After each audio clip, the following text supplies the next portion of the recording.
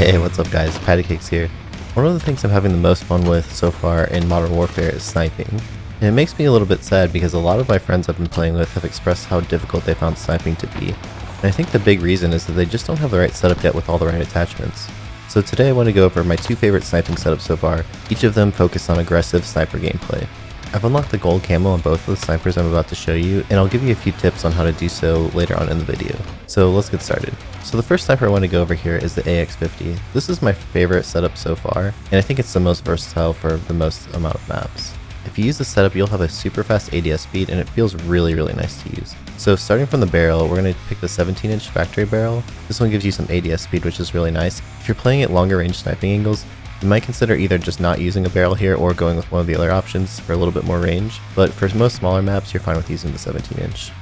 The next thing we're going to look at is the tac laser here. That's interesting because the tac laser only shows to enemies when you're ADSing, so the whole point of this build is to be quickscoping, where you're only ADSing exactly when you're going to take a shot, and then you stop ADSing, find your next target, zoom in again, and then take a shot, so you're not really showing the laser most of the time. This one also gives you ADS speed, which is really important. For your stock, you're going to want the assassin stock, which also gives you ADS speed.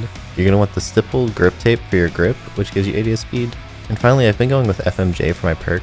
I feel like it gives me just a few less times where I get hit markers instead of a kill. To me, it seems like it helps. It definitely is also really nice to go for wallbangs. I get a lot of wallbang kills using FMJ with this setup, so that's something to keep in mind. If you find that you're not getting one-hit kills from range, the first thing I would start playing around with is the barrel. If you go with a longer range barrel, you are more likely to get one-hit kills, but you do sacrifice a little bit of ADS speed, so it's not quite ideal in very close range scenarios. Now my other favorite primary is the MK2, which I set up to have basically maximum ADS speed with just a little bit of extra range so I get more one-hit kills. So quickly going through this, I like the monolithic suppressor, which gives you a little bit more damage range. This is the only one currently that I'm using for more range. I'll go through a few more options for longer range scenarios in just a second. I've been enjoying using the tac laser on this because it does also give you the ADS speed. For the stock, I've been going with the FFS MK2 Sport Comb. This one also gives you ADS speed.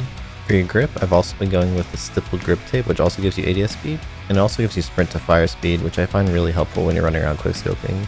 And finally, for the perk, I've been going with FMJ lately. It really does seem to help get a few less hit markers and go for more one-hit kills, and then it also gives you the ability to hit wallbangs, which I find really fun to do with this weapon. If you're on a longer range map, you might consider taking off the laser and instead going with the VLK 3.0 optic here. This way you still keep some ADS speed, but you do get the zoom that can help you a little bit if you're in those longer range engagements. As for leveling out the gold on both of these rifles, I found one of the more frustrating things was getting the mounted kills, and there's a really great spot that I found on here on the city map in Ground War. This is the middle window on the tower that's on the B point on the map, and this has pretty much been my go-to spot for getting mounted kills really quickly. Now that you have an idea of what perks you're looking for, of course you need to level up the snipers in order to get them, and that can be really frustrating. What I would recommend is playing Ground War and trying to get the city map, and then just killing all of the snipers who sit around on the rooftops. I found it's really easy to get a bunch of kills up here. A lot of the snipers just aren't paying attention, and it's super easy if you're a good shot to just get them before they get you. I got a ton of my sniper progression from doing this.